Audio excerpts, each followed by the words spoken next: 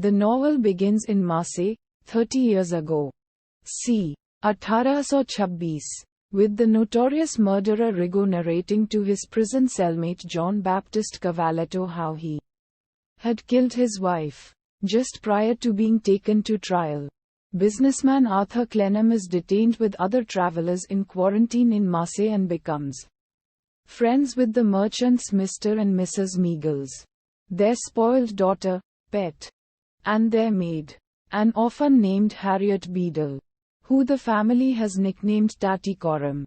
Another traveler, Miss Wade, takes an interest in the rebellious Tattycoram. Arthur has spent the last 20 years in China with his father, handling that part of the family business. His father died recently there. Arthur is now returning to London to see his mother, Mrs. Clennam. While Arthur's father was on his deathbed, he gave Arthur a watch to give to his mother with a message inside, murmuring, "Your mother," which Arthur delivers to Mrs. Clennam. Inside the watch casing is an old silk paper with the initials DNF. "Do not forget. Worked in beads."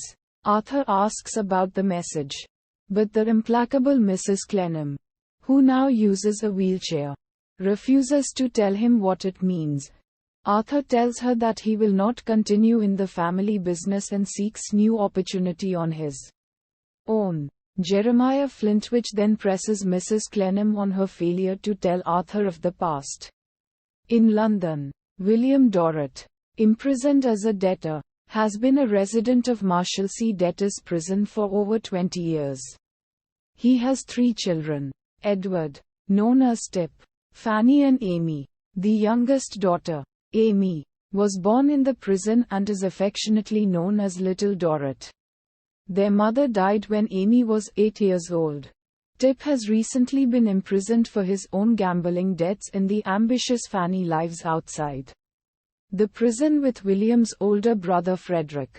She works as a dancing girl in the musical hall, where Frederick plays the clarinet, and has attracted the attention of the wealthy but insipid Edmund Sparkler. Little Dorrit, devoted to her father, supports them both through her sewing and is free to pass in and out of the prison, to the honor of her father, who is embarrassed to acknowledge his financial position. Little Dorrit avoids mentioning her work outside the prison or his inability to leave. Mr. Dorrit assumes the role of father of the Marshalsea, and is held in great respect by its inhabitants, as if he had chosen to live there. After Arthur tells his mother that he will not continue in the family business, Mrs. Clennam chooses her clerk Jeremiah Flintwich as her partner. When Arthur learns that Mrs. Clennam employs Little Dorrit as a seamstress, showing unusual kindness, he wonders whether the young girl might be connected with the mystery of the watch. Arthur follows the girl to the Marshalsea. He tries in vain to inquire about William Dorrit's debt in the Circumlocution Office, assuming the role of benefactor towards Little Dorrit, her father, and her brother, but is unable to make any progress. Meanwhile, Rigaud, who has been released for lack of evidence, approaches Mrs. Clennam under the name Blandois, and blackmails her and Flintwich into giving him a place in her business. While at the Circumlocution Office, Arthur meets the successful inventor Daniel Doyce. Doyce wants a partner and man of business at his factory, and Arthur agrees to fill that role. Arthur encounters Cavaletto when he is injured by a carriage in London, and aids him in getting medical care.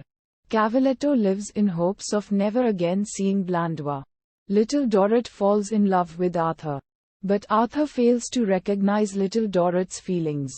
He is infatuated with Pet Meagles, but is disappointed when she marries the handsome but cruel artist Henry Gowan.